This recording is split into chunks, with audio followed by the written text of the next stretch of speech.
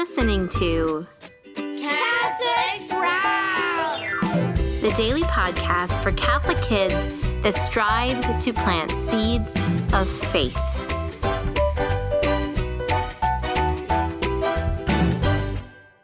Greetings, young Squire Sprouts. Today is the 27th day in the 4th month and year of our Lord 2024. My name is Sir Roland, and you're listening to Saturdays with Sir Roland on Catholic Sprouts, where every Saturday we discuss the art of dragon slaying. Today we continue our series on our dragon slaying maxims. Just a reminder, a maxim is a short, pithy sentence that tells us a profound truth. And of course, all of my maxims rhyme. So far, we've discussed 2 of the dragon slaying maxims.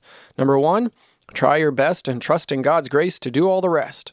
And number 2, to kill the fruit of a dragon, you must get to the root of the dragon.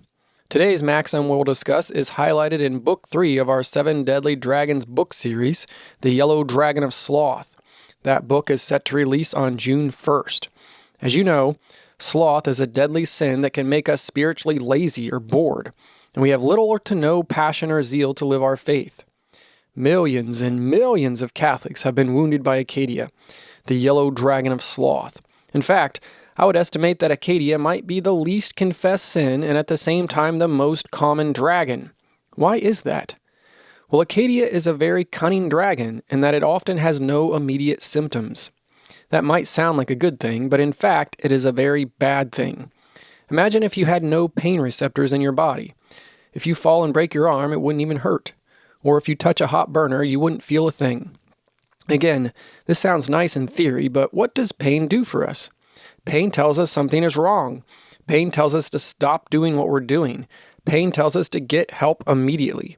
If you break your arm, you're going to need to get that fixed and give it time to heal before you try to use it again, or your arm will remain broken and it will never work right. If you touch the hot burner, then your body needs to tell you to pull your hand away immediately, or the hot burner will cause devastating burns and lasting damage that will never heal. You see how pain can be a very good thing?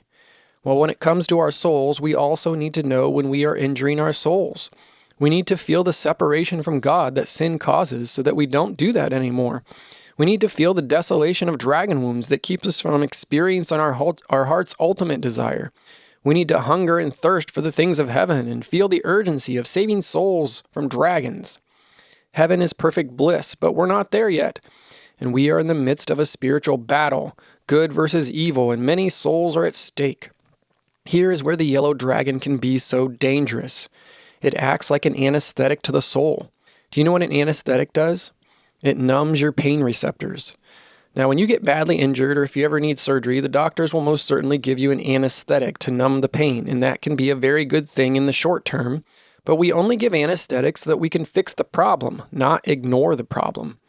The yellow dragon gives us a spiritual anesthetic to numb the soul so that we no longer feel the pain of separation from God and we no longer feel the hunger and thirst for heaven or the desire to save souls. That is a very bad thing because it tricks us into thinking it is good. So here is the dragon slaying maxim that can help you fight this silent but deadly dragon. If it seems the dragon is not attacking, check your pulse. It is probably lacking. So what does this maxim mean? Well, your pulse is what a doctor or an emergency responder will check to see if somebody's still alive when there's an accident or, somebody's unconscious. It's the rhythm of the heartbeat, which you can feel pumping blood through the body. You can feel your pulse at your wrist or your neck or maybe your chest right over your heart. But your spiritual pulse is your soul and your soul's relationship with God. It is your passion and zeal for the things of heaven. This is what dragons are trying to wound and destroy. The battle with dragons is a spiritual battle. Dragons are trying to get as many people as possible to stop striving for sainthood, to stop striving for heaven. When they do deceive someone, when someone becomes numb to the desires of heaven and stops striving for holiness, the dragon will most likely just leave them alone. As I've said many times before, dragons aren't vultures or turkey buzzards. Vultures and turkey buzzards are scavengers. Where I live, I always see turkey buzzards flying in swarms over an animal that got hit on the side of the road. They hover over the animal until it dies, and then they swoop down and eat the roadkill. Last summer, I was sleeping in my hammock in the backyard, and I must have been sleeping pretty good because when I woke up, there were turkey buzzards flying over my head. I waved my arm to show them I wasn't dead yet, so they would leave. But here's the point. So many people who leave their Catholic faith or stop striving for sainthood think they are just fine. They don't feel any pain, and they may even tell you that they don't think that any dragons are attacking them. They're a nice person, and they're just fine the way they are. They think they don't need God, and maybe they start to believe that dragons don't even exist. There's no such thing as sin and evil, and everybody goes to heaven, so it doesn't matter what we do here. Or maybe they believe there is no heaven, so again, it doesn't matter what we do here.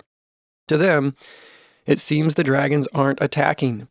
They may look at you and think, well, they have to fast for Lent and pray every day and go to church every week and go to confession and do all that spiritual stuff. That sounds hard.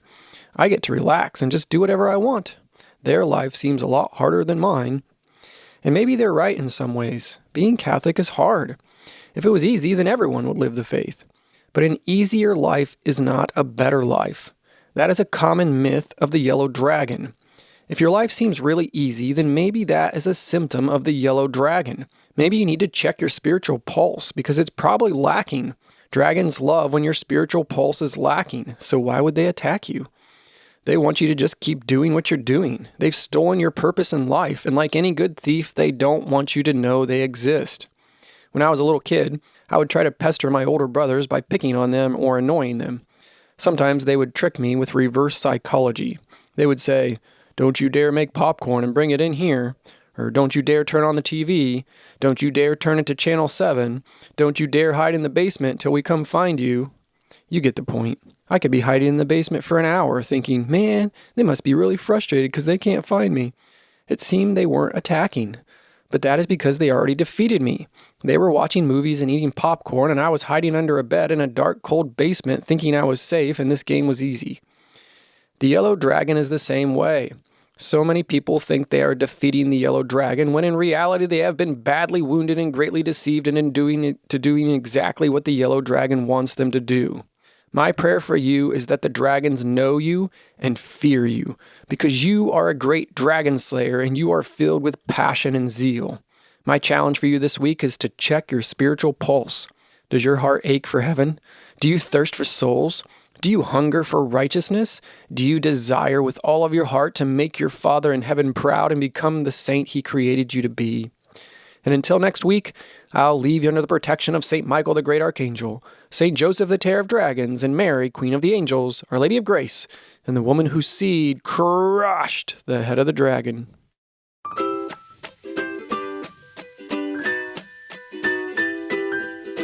That's it for Catholic Sprouts today. We'll be back tomorrow, but until then, continue to grow in your faith and truly sprout into the beautiful creation that God created you to be. Hey, parents and kids! Our resource of the week for the Dragon Slayers Training Guild is a free download of the Slayer's Guide to Dragon Slaying, which is featured in our new book series and gives you a really cool breakdown of every dragon, the weapon and armor to defeat each dragon, the legendary slayer to train you for each one, and the dragon slaying maxim for each dragon. This one piece of paper is a roadmap to slaying all dragons and is essential for every young slayer or old slayer. If you aren't in our training guild yet, please register for free at extraordinarymission.com/7deadlydragons. And remember, listen to Catholic Sprouts every day, including Saturdays with Sir Roland.